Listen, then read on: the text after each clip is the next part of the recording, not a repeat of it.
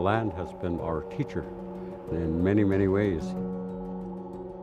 A lot of people come here to visit the forests and have this idea that it's like untouched by man, that it's wilderness, but the reality is that people have lived in among these forests and in tune with them for such a long time.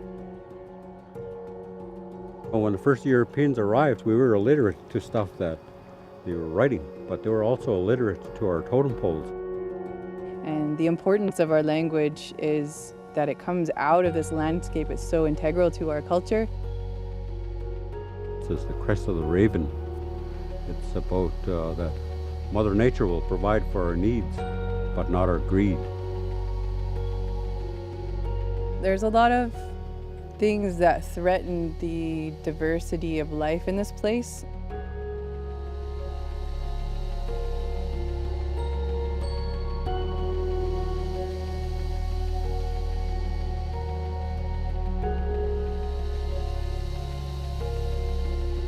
We want to get more in touch with the reality of relationships with everything that is here, because everything has spirit and life. So for example, when my father goes in the forest to get a log for a canoe, there's a whole process around that. I learned about canoe carving from my father and my grandfather. The process of selecting a tree for a canoe was one of the most important steps.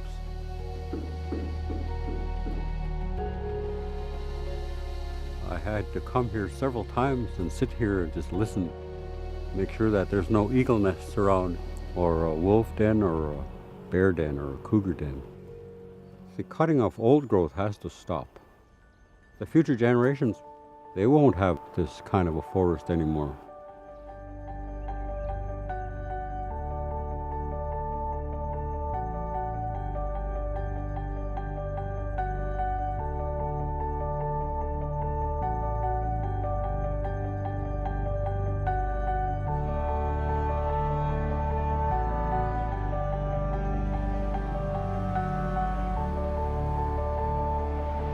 The Nature Conservancy's project in the Emerald Edge is focused on the indigenous people and the local communities that call this place home.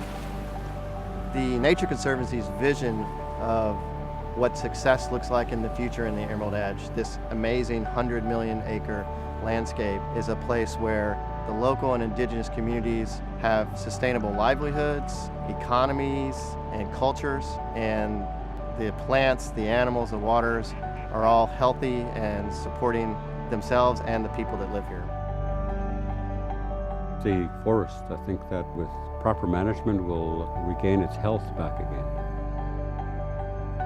And I think that with partnering with the Nature Conservancy will go a long ways to doing that. We have these traditional territories and these intergenerational responsibilities that are handed down. It's really important to bring back these traditional roles that have been suppressed for, the last 100 years, to uphold these teachings that have been carried on. Our connection and our relationship with this land here, where all our songs and dances and ceremonies had been conceived, was in these forests by our grandfathers and our grandmothers. Without the Nature Conservancy's help and involvement, that it would not be the same. And so I'm very hopeful. We're focused on ensuring that the people that live here have the capacity, the access, and the ability to take care of their lands and waters forever.